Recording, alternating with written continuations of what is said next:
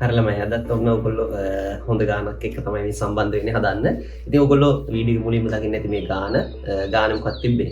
දැන් අපේ video playlist එක බලන් ඉද්දී ඔයගොල්ලොන්ට පේනවා චලිතයෙන් අපි ගොඩක් ගණන් ටිකක් දාලා තිනවා. අද ගානත් චලිතයෙන් ගානක්. විශේෂයෙන් මේක සාපේක්ෂ චලිතයෙන් ගාන හදන්න තියෙන හොඳ ගානක්. ඒ නිසා මේ ගාන ටිකක් හොඳට ඔයගොල්ලෝ පුරුදු පුහුණු වෙන්න. මොකද සාපේක්ෂ චලිතය ගොඩක් ප්‍රැක්ටිස් කරගන්න. ඒක ඔයගොල්ලොන්ට විභාගෙට ගොඩක් උදව් වෙයි. හොඳයි. ගාන කියලා තියෙන මෙහෙම දෙන්නේ. ගාන කියලා තියෙනවා උත්තෝලකයක් තියෙනවා. මේ උත්තෝලකය උස 2.7 මීටර. ගාන කියන්නේ උත්තෝලකය ඔන්න පටන් ගන්නවා උඩ පැත්තට යන්න 1.2 ms ඍණ දෙකක ත්වරණයකින්. නිශ්චලතාවයේ සිට 1.2 ms ඍණ දෙකක ත්වරණයකින් යා ඉහළට යන්න පටන් ගන්නවා. ඊට පස්සේ කියනවා එහෙම උඩට යන්න පටන් අරන් තප්පර දෙකකට පස්සේ උඩට යන්න පටන් අරන් තප්පර දෙකකට පස්සේ ඒ උත්තෝලකයේ සිවිලිමේ හයි කරලා තිබුණු ඇණයක් සිවිලිමෙන් වැටෙනවා පහළට කියලා. ඒක වැටෙන්නේ නිශ්චල උත්තෝලකයේ නෙමෙයි නේද? 1.2 ms ඍණ දෙකක ත්වරණයෙන් ඉහළට යන ගමන් තියෙන උත්තෝලකයක තප්පර දෙකකට පස්සේ පටන් අරන් තප්පර දෙකකට පස්සේ සිවිලිමේ තියෙන ඇණයක් පහළට ගාන අහලා තියෙන්නේ ඒ වැටිච්ච ඇණය කොච්චර දුරක් යනවද මෙන්න මෙතනට වැටෙනකොට. ඒ කියන්නේ අපි දන්නවා මේ ඇණය අවසානයේ සිවිලිමේ උත්තෝලකයේ පහළට වැටෙනවා. ඒ පහළට වැටෙනකම් මෙතන ඉඳන් මෙතනට එනකම් සම්පූර්ණයෙන්ම ඇණේ ගියපු දුර තමයි අහන්නේ. දැන් ළමයින්ට හිතෙනවා මෙහෙම. දැන් සාපේක්ෂ චලිතය ගැන වැඩි අවබෝධයක් නැති ළමයාට මෙන්න මේ විදිහට හිතෙනවා. ඒ තමයි ඉතින් ඇණේ වැටෙන්නේ මෙතන ඉඳන් මෙතනට. එතකොට එයා යන්නේ ලිෆ්ට් එකේ උස හැවත් 2.4. අන්න එහෙම හිතනවා නම් ඔයා තව ටිකක් මේ ගැන හොඳට ගැඹුරින් හිතන්න ඕනේ. ඇත්තටම එහෙම නෙමෙයි. දැන් ළමෙක් කියනවා නම් ඇනේ වැටෙන්නේ මේ උස නැත්නම් ඇනේ යන්නේ මේ දුර. ඇයි ඉතින් ලිෆ්ට් එකේ මෙතනින් ඇනේ වැටෙනවා නම් මෙතෙන්ට නම් වැටෙන්නේ අවසානයේදී. ඉතින් මේ දුරනේ ගිහිල්ලා තියෙන්නේ. ඒ කියන්නේ 2.7 මීටර කියලා උත්තරයට එනවා. ඒක වැරදි. 2.7 නෙමෙයි.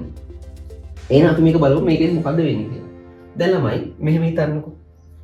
නිශ්චලතාවයේ ඉඳන් මෙයා තප්පර දෙකක් යනකම් ඇනේ වැටෙන්නේ නැහැනේ. තප්පර දෙකක් ගියපු තැනනේ වැටෙන්නේ. ඒ කියන්නේ තප්පර දෙකක් වෙනකම් ඇනේ වැටෙන්නේ නැහැ. තප්පර දෙකක් වෙනකම් මුළු ලිෆ්ට් එකම යනවා. ලිෆ්ට් එකම යනවා කියන්නේ ලිෆ්ට් එකේ හයි කරලා තියෙන වැටෙන ඇණයත් යනවා නේද තප්පර දෙකක් වෙනකම් ඉහළට. කොච්චර තරකින්ද? 1.2 ms ඍණ දෙක ත්වරණයකින්. ඊළඟට මෙයා ඉහළට ත්වරණයක් තියෙනවා කියන්නේ දැන් මෙයාට ඉහළට ප්‍රවේගයක් තියෙනවා. මේ ලිෆ්ට් එක ඇතුලේ තියෙන ඕනම දෙයකට ඉහළට ප්‍රවේගයක් තියෙනවා. අපි බලමු දෙක ප්‍රවේගය කොච්චරද කියලා. මේ බලන්න. අපිට පුළුවන් ඉහළ දෙසට v සමානයි u ධන at ලියන්න. ආරම්භයේ නිශ්චලතාවයෙන් පටන් ගන්න අපිට කියන්නේ ගමන ආරම්භය. ඒ කියන්නේ නිශ්චලතාවයෙන් ආරම්භන්නේ උත්තෝල ගන්නේ. ගමන ආරම්භය තප්පර දෙකකට පස්සේ න u බිඳුවයි. එහෙනම් a කොච්චරද? a 1.2.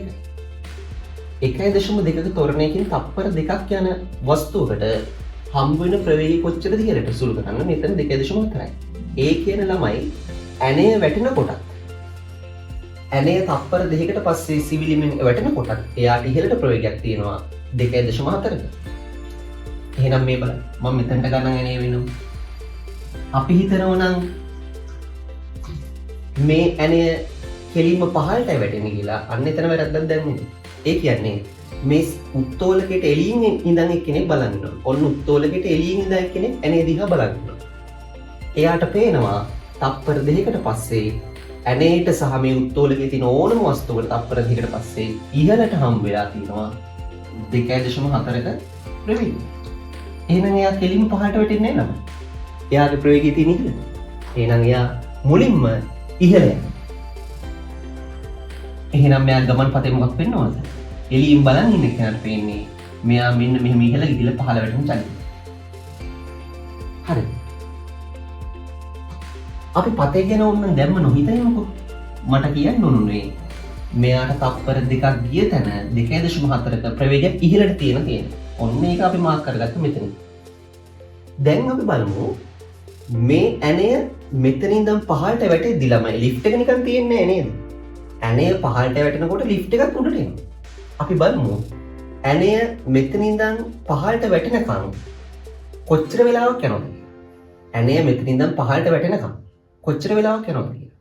අපිට ඒක කරන්න පුළුවන් ලේසිම විදිය තමයි සාපේක්ෂ චලිත මූලධර්මය. ඒකට හේතුව ඇනේ වැටෙදිලා මේ ලිෆ්ට් එක මෙහෙම තියෙන්නේ නැහැ. ලිෆ්ට් එකත් උඩට යනවා. ලිෆ්ට් එක උඩට යනවා ඇනේ පහළට එනවා.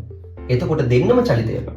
දෙන්නම චලිත වෙන තැනක ලේසිම විදිය තමයි හදන්නේ සාපේක්ෂ චලිතය. එහෙනම් මම කරන්නේ මෙයාට සාපේක්ෂව මෙයාට කාට හරි සාපේක්ෂව දානවා මෙන්න මේ සමීකරණ බලන්න. S සමානයි ut ධන භාගයක් at වර්ග සමීකරණය දානවා. ඇනේට දාමුකෝ. අනේ මෙතෙන්ට වැටෙන්න ඕනේ. එහෙනම් වැටෙන්න ඕනේ උස කොච්චරද? 2.7යි. සාපේක්ෂව හිතන්න. සාපේක්ෂව හිතනවා කියලාම මෙතන නවත්තනවා කියන්නේ. එක්කෙනෙක් නවත්තලා මේ ගාන හදන්න. මම නවත්තන ලිෆ්ට් එක. 2.7ක් වැටෙන්න තියෙනවා. සාපේක්ෂව මේ දාන්නේ ආරම්භ ප්‍රවේගය. ඇනේ වැටෙනකොට ඇනේට ඉහළට තියෙන්නේ 2.4ක වේගයක්.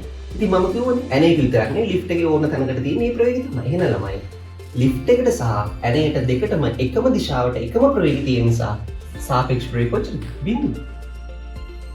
එකම දිශාවට එකම ප්‍රවේගය තියෙනවා සාපේක්ෂ ප්‍රවේගය බිඳුව. ut එතකොට u බිඳුවක් කියන සාපේක්ෂ ආරම්භ ප්‍රවේගයේ සාපේක්ෂව බිඳුවයි නම් ut ගුණිත ඒ බිඳුව ධන භාගිත.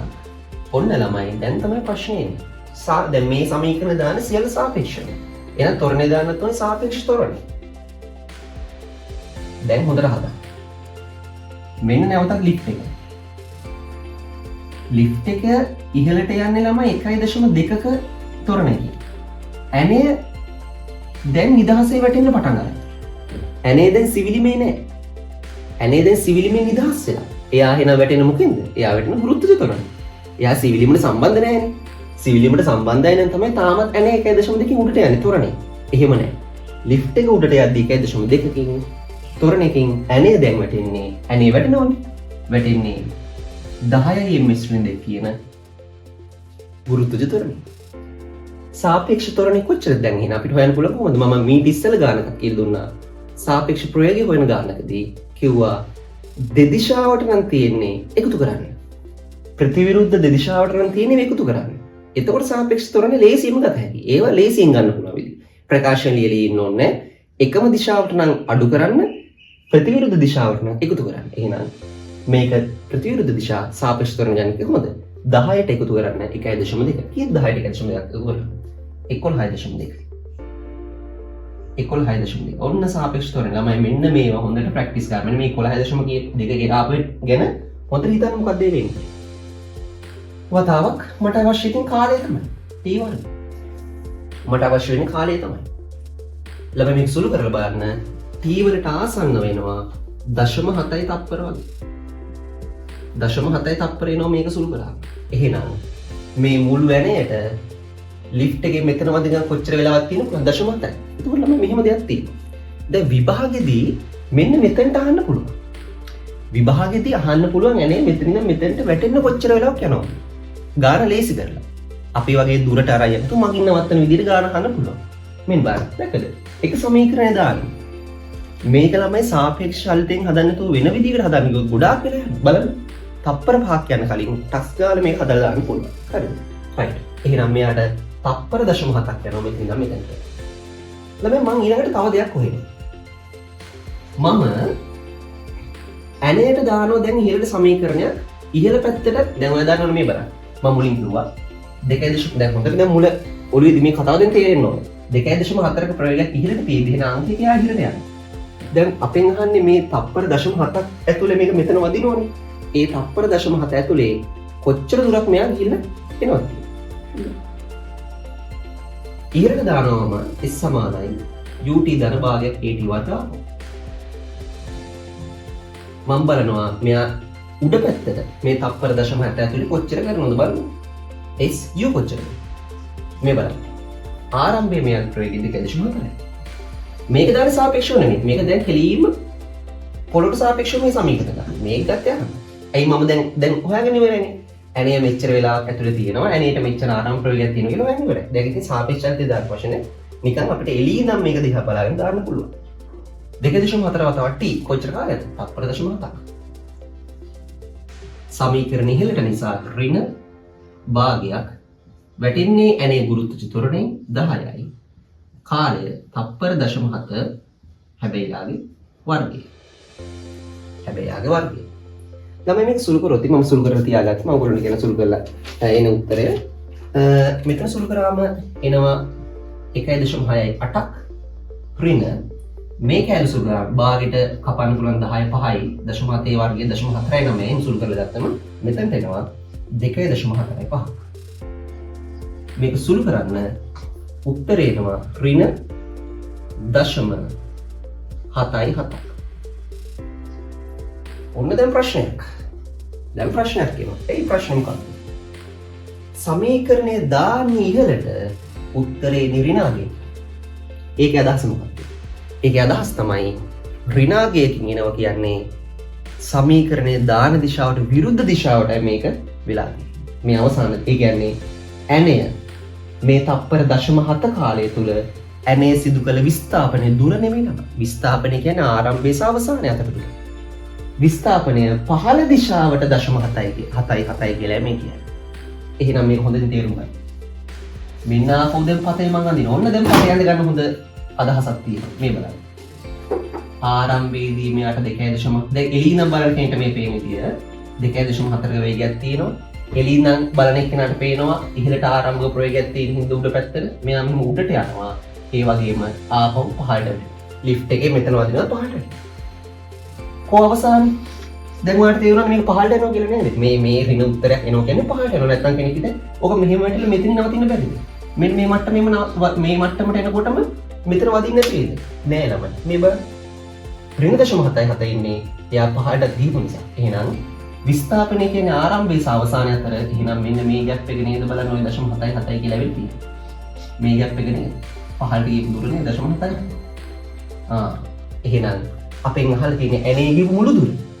මෙතනින් ඉඳන් මෙතනට 0.77යි. මෙන්න පහළට ආපු දුර තියෙනවා. අපිට දැන් හොයාගන්න තියෙන්නේ එහෙනම් මෙතනට ගියපු මෙන්න මෙහෙම වටය ගහලා ආපු දුර. එතන මෙහෙම කරන්න පුළුවන්. මෙතනින් ඉඳන් මෙතනට උස හොයලා ඒක දෙකෙන් මුල කරන්න මෙතනටම දුර එනව නේද? මෙතනට එනකන් දුර හොයුවා. මෙතනින් ඉඳන් මෙතනට ඒක දෙකෙන් මුල කරන්න මෙතනටම දුර එනවා. දුර අහලා තියෙන්නේ. විස්ථාපනය නෙමෙයි. විස්ථාපනය නම් මෙන්න උත්තරේ. එහෙනම් දැන් මම කරන්නේ මෙතනින් ඉඳන් මෙතනට යනකම් දුර හොයමු. ඉතින් අපි දන්නවා ළමයි මෙතනදි මෙයාගේ ප්‍රවේගය කොච්චරද? ඉහළ තියෙන ප්‍රවේගය බිඳුව. මෙතනදි 2.4. මෙතනදි ප්‍රවේගය බිඳුව. එහෙනම් මේ උස ලේසියෙන් හොයන්න හැකියි. කොහොමද? දාමු සමීකරණය. v වර්ග සමාන u වර්ග ධන දෙකක් is. ඉහළට. අවසානයේ මෙතන ඉඳන් මෙතනට අවසාන ප්‍රවේගය බිඳුව. ආරම්භ ප්‍රවේගය කොච්චරද? 2.4යි යාගේ වර්ගය. 2.4යි යාගේ වර්ගය. ඍණ දෙවාරයක් ඇරිනුනේ ඉහළට ඉඳලා දෙවාරයක් ගුරුත්ව ත්වරණය පහළට තියෙන්නේ නේද? එයා ඇනේ දැන් නිදහස් වෙලානේ. ගුරුත්ව ත්වරණය.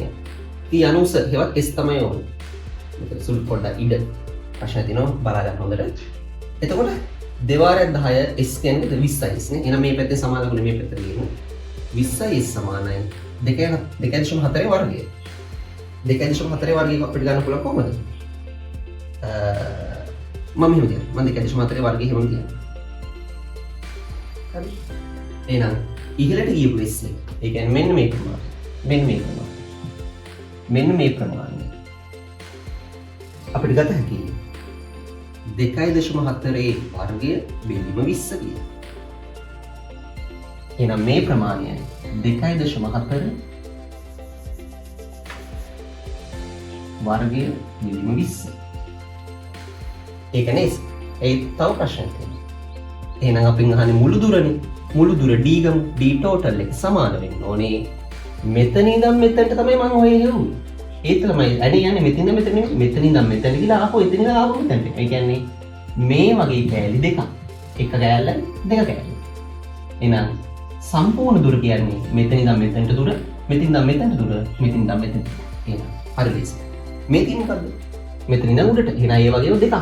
මෙතනට එනකන් ඒ වගේම දෙකක් තියෙනවා. 2.4 වර්ගය බෙදීම 20. ඒ වගේම දෙකක්. ධන පහළට වැටුණු දුර 0.7යි. මේක වාට සුළු කරාම ඉන්න ඕන ළමයි මෙන්න අවසාන උත්තරය 1.34 මීටර. හොඳයි. මම හිතනවා ඔන්න අවසාන උත්තරයට ආව හොඳ ගානක්. ඊළඟ මේ ගාන හොඳට ප්‍රැක්ටිස් කරන්න. හරි. මේක ඔයාලා ප්‍රශ්න තියෙනවා කමෙන්ට් එකක් විදිහට දාන්න. එහෙනම් අපි තවත් ගානකින් හම්බ වෙමු.